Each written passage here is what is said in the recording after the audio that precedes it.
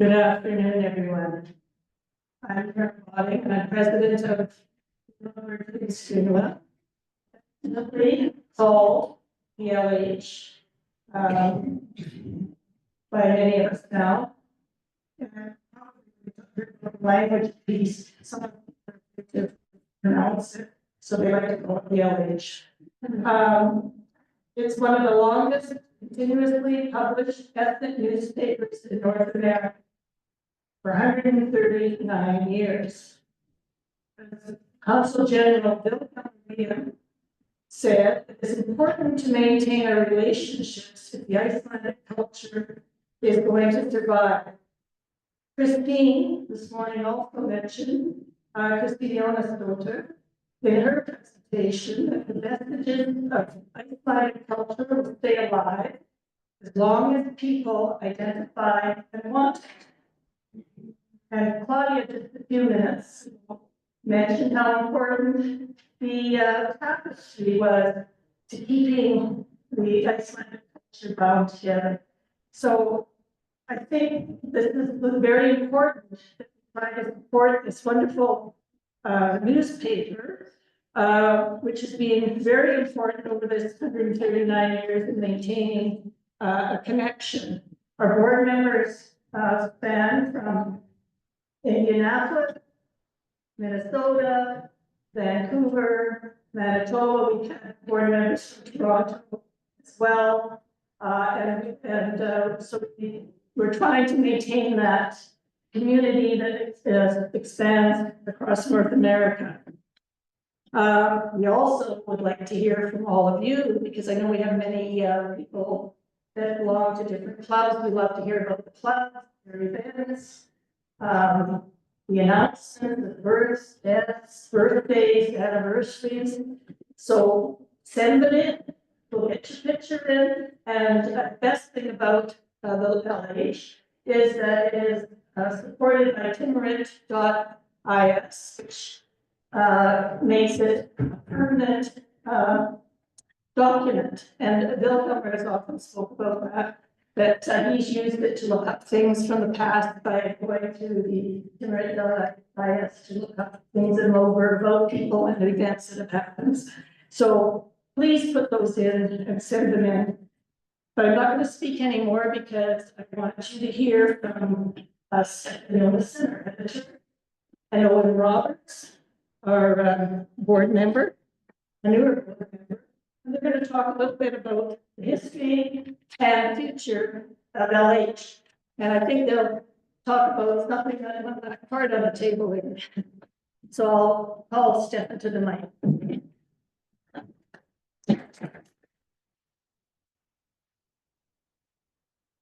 Well, good afternoon, everyone.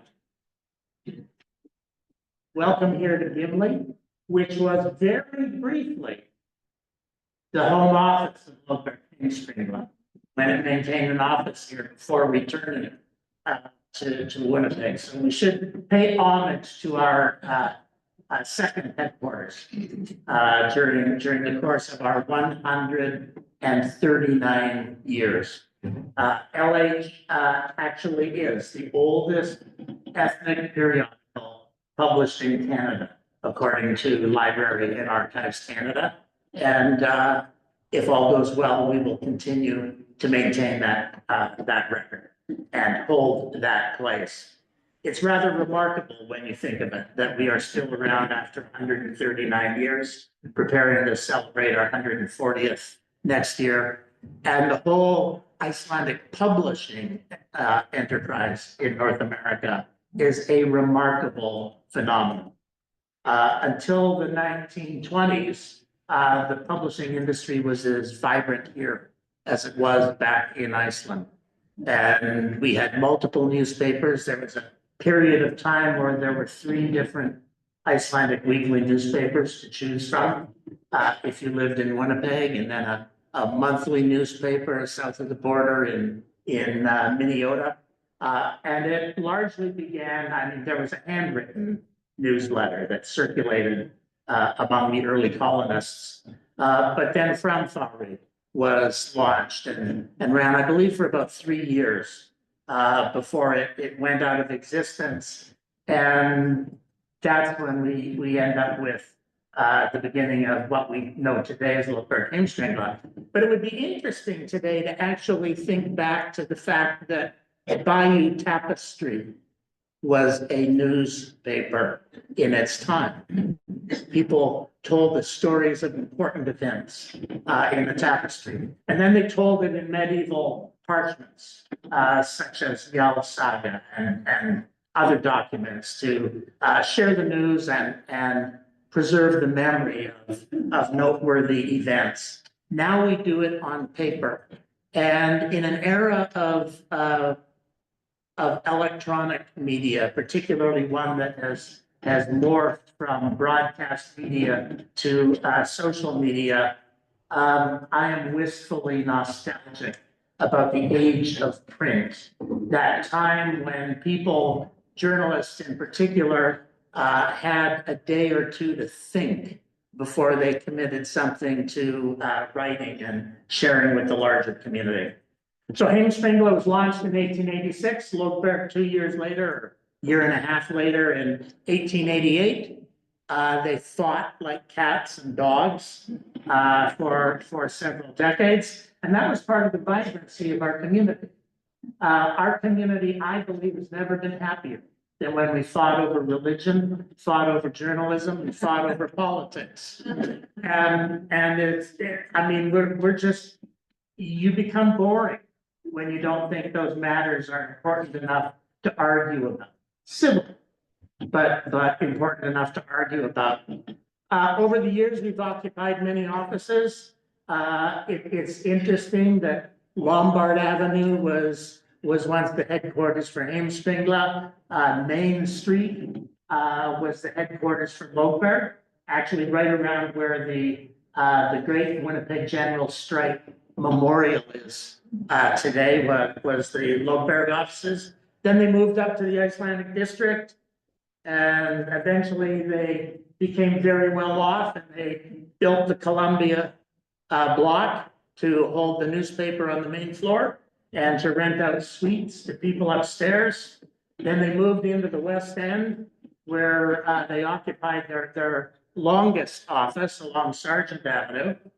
While Heimskringla also migrated through the city, eventually ending up in an office building next door to the Unitarian Church, for which they paid absolutely no rent from 1929 or 1921 until 1959. And I suppose our great comfort with that very favorable rental arrangement, where the newspaper only had to pay utilities and property taxes, was probably the source of the financial struggles that the papers have had ever since. But it was a real sweet deal. Although Tim Sampson tells me that the floor was actually laid directly on top of the mud. So it's just a wooden floor on top of the soil of Banning and Sargent. Then, you know, we moved around. We were in Strathmillan School. We were on Carter Avenue and a variety of other places. And we ended up in the Sterling Building, which is a magnificent building built for a bank back in 1912, and which was originally occupied by Thorsten Hodgson's real estate company, who happened to be the vice president of Lögberg at the time. So there's hardly a place in Winnipeg that we haven't touched. And now we're off in St. Boniface, having invaded the French border. And well, at least the industrial district of the French Quarter, where our current offices, they can't be missed. If you drive along Marion Street and you don't see the LH office, you shouldn't be on the road because you're not paying attention to your surroundings. We have a wonderful boardroom there that houses, it's a nice meeting space, but it also houses the library. This is only part of the library, which we use for reference and amusement and entertainment, all three. Over the course of the years, we've had many editors. I have ignored the editors of both Heimskringla and Lögberg. because we're here to talk today about the merged newspaper, which came together in, am I supposed to reveal the answer to the question? The two papers came together in 1959 after about 15 years of discussion about the possibility. And so they merged together, and Ingebjørg Jonsson was the first and so far the longest serving editor of the merged newspaper. Ingebjørg served for 11 years and 8 months. And I am nipping on her heels at 10 years and 4 months and trying to decide whether to let her keep her record or seize it for myself. There are merits to both possibilities. But Jonas Thor was the next longest serving editor. You may remember Jonas, a former recipient of the Strong is the Bond Award for the Icelandic National League. And then Caroline Gunnarsson, who was a professional journalist, go figure, was the editor of the paper for 5 years. During this past year, we bid farewell to our longtime layout editor, who became layout editor years after she was hired. She applied for the job 20-some years ago, and they hired her to do something else instead. They hired her as the assistant editor. And she probably held every position at the paper except the office manager's position, and finally landed in the position that she had first applied for as the layout editor, and served us with great distinction, and we miss her. We had the good fortune, though, to retain Disa Sigurdardóttir, who Manitobans may remember as the administrative assistant in the consulate general for several years. She is a very accomplished graphic designer who has worked for several Icelandic publications, which some of which you have probably read, and she became available just as we needed someone. So those are the changes over the recent years, and particularly the past year. Lögberg-Heimskringla now publishes 22 times a year. It used to be a weekly publication, although not really. The editors tended to take the second half of August off, and they tended to take large amounts of time off in December. So it was an almost weekly newspaper for most of its duration. And then it was a twice monthly newspaper for several years. And we now publish 22 times a year. Although I want to point out, we publish as much in 22 issues as we used to publish in 24. So you get as much content as you used to, but Canada Post receives less revenue from the newspaper being mailed. I want to just walk through, what you can expect to find in the paper. We often talk about the history of the paper, and we ignore what it looks like today.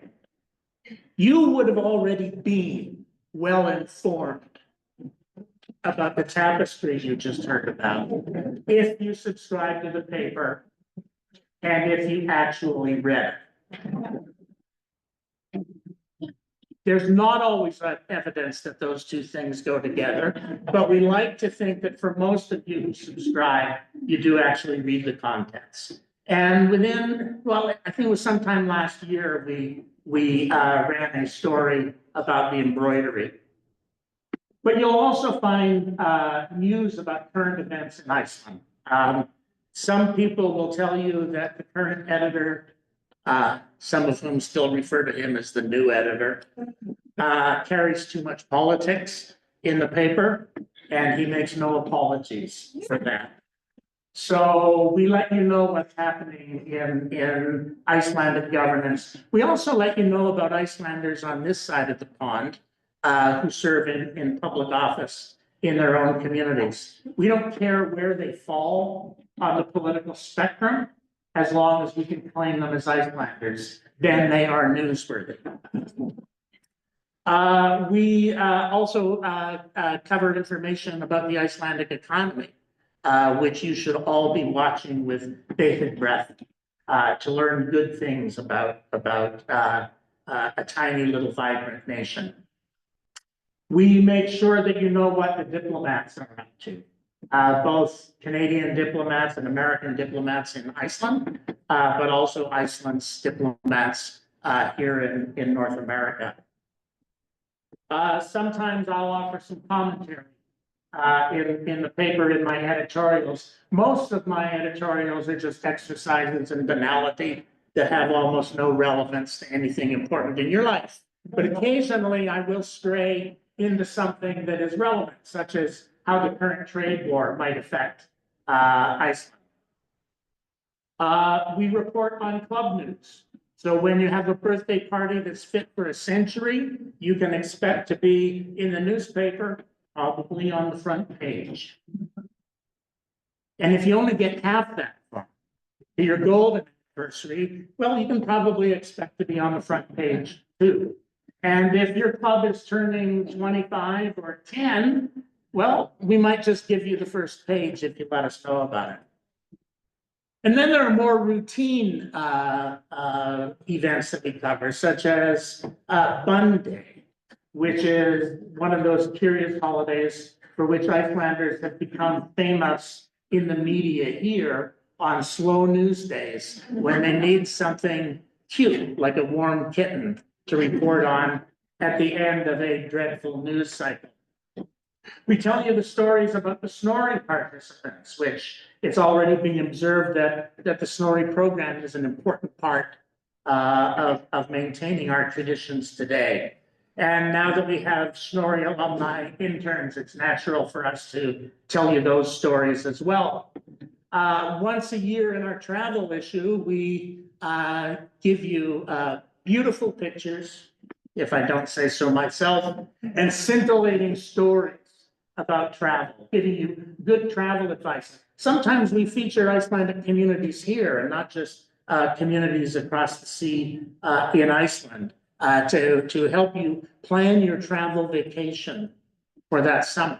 So my recommendation to you is subscribe to the paper and don't make summer travel plans until after you read the March 15th issue each year. We have exclusive stories that appear nowhere else that will inform you and give you a deeper appreciation of Iceland and its rich heritage, such as the recent story about radishes on the moon, where a group, and there were actually two stories on this theme, because, you know, when you're talking about radishes and other planets, or satellites, I suppose, don't we all want to know more about that? Well, some students from McMaster University in Hamilton have been experimenting in Iceland to figure out how to grow planets, not just on the moon, but on Mars, in case colonization ever happens. Or if you want, you could actually you could intrude upon a private and personal moment where Owen Roberts proposes to someone in like the best place in the world anyone could have imagined for a proposal. So you can enjoy these intimate moments, or you can read Bill Valgerson's column. Bill has been the whole time I've been editor, the most popular writer for the paper. And so he always has interesting pieces. I like it when he burns his cooking. It creates wonderful opportunities for a story.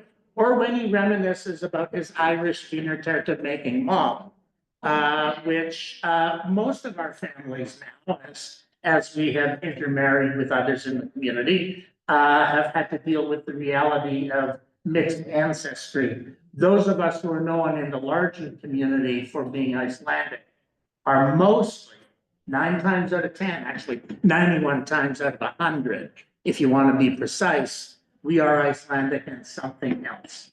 And Bill's columns often remind us of that fact. We keep you up to date on scholarship and research at the University of Iceland, such as telling everyone everything they really ever needed to know about cod during the age of settlement. Or taking you on a voyage of discovery to find a 17th century shipwreck. Before the Titanic, ships were wrecking off the coast of Iceland on an annual basis, even more frequently. And the University of Iceland researchers have been exploring some of those. But we also give you scholarship from here, because we have good scholars in North America too. So Christopher Crocker talked about disability in the Icelandic sagas in an exclusive piece for our paper. And Catherine Nielsdottir, the wonderful librarian of the Icelandic collection, gave us a report on the evolution of the Icelandic special collections at the University of Manitoba. We focus on literature. We're particularly fond of medieval literature. And this piece, Bill Valgertson talked about revenge and poetry in the 13th century, based on a presentation by Torfi Tillenius during the Beck Lecture Series this year. Or more recent authors, you can learn about the book launches that are occurring, such as Jennifer Hawley's book, Lucid, which is a truly dark and disturbing novel that has made me afraid to be around Jenna without protection, because of the direction that her mind obviously goes when she's imagining real life crime. So all the great Icelandic crime writers are not necessarily resident in Iceland right now. And then we do book reviews, such as this review of Julie Salverson's memoir of her father, George, who was the son of Laura Goodman Salverson, the great Icelandic Canadian author. We introduce you to the movies you ought to be watching, whether you find them on Netflix, order them from there are still movie distributors. Order them from a movie distributor, to buy them in the privacy of your home, or to view them in the privacy of your home, or movies that you might be so motivated to see, such as this one, The Damned, that you would be willing to board a plane to head to a film festival somewhere, perhaps even in Iceland. And we will inform you about the documentaries that are appearing, such as The Day Iceland Stood Still, a documentary that is an important piece of viewing for people attending this weekend.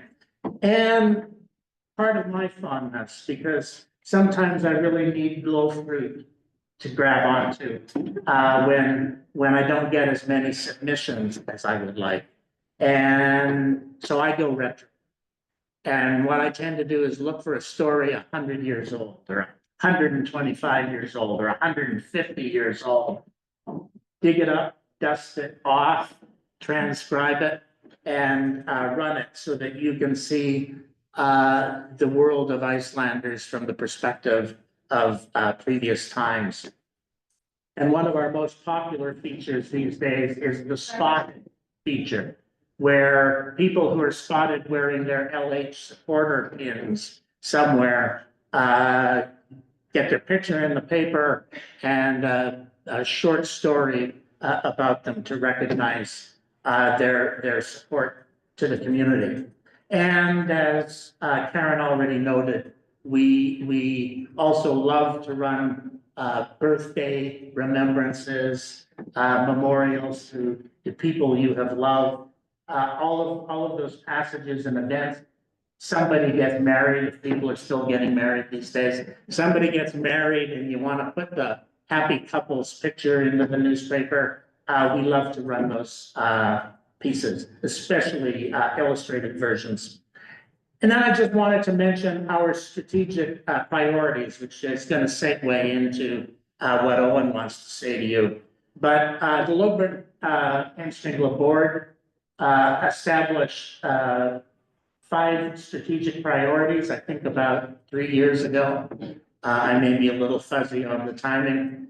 The first, to build financial stability for Lögberg-Heimskringla. I don't need to tell you that print journalism is hard these days, particularly since advertising has pretty much been stolen from print journalism by the online service providers.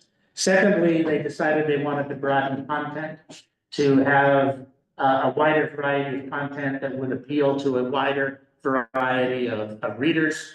We want to enhance our technology, which Owen will be touching on, increase our readership and support base, and finally, build partnerships throughout the Icelandic community and into the broader community.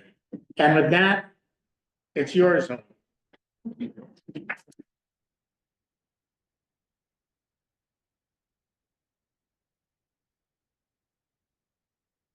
Keep going.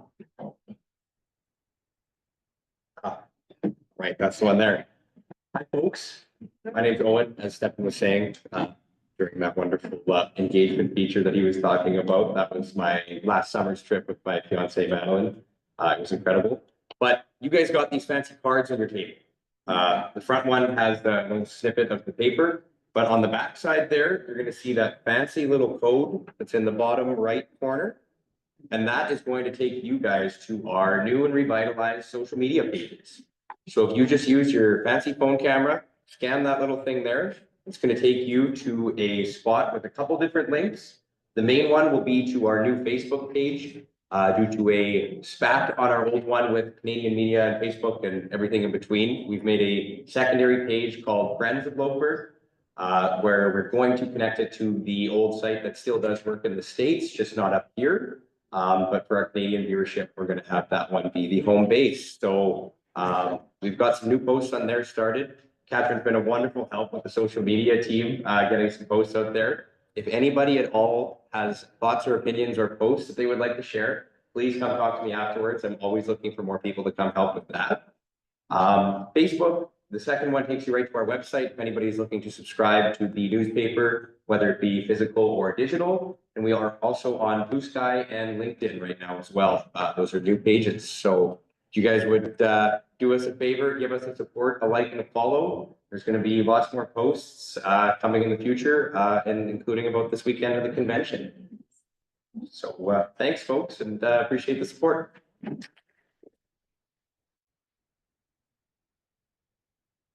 So the first thing that you can do to support Icelandic publishing in North America at this very convention is to call up that QR code, click on it, subscribe to our new social media platforms, because we really were driven away from it because of Mark Zuckerberg's war with the Canadian government and the refusal of Facebook to allow Canadians to post news stories.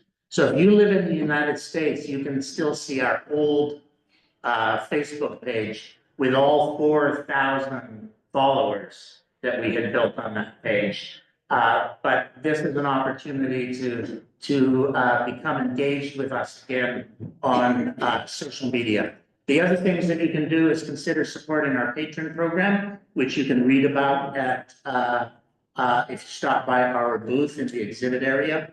You can learn about our patron program, which has many benefits and will be particularly interesting to professionals and business persons. You can support us through your donations. We continue to rely on generous supporters to make the paper broadly available and to do things that subscriptions alone don't provide. But next to joining our social media accounts, the next best thing you can do is subscribe to Lögberg-Heimskringla, your own copy, not your Emma's or your Api's or Thorvald Friendly, but your own subscription to Lögberg-Heimskringla.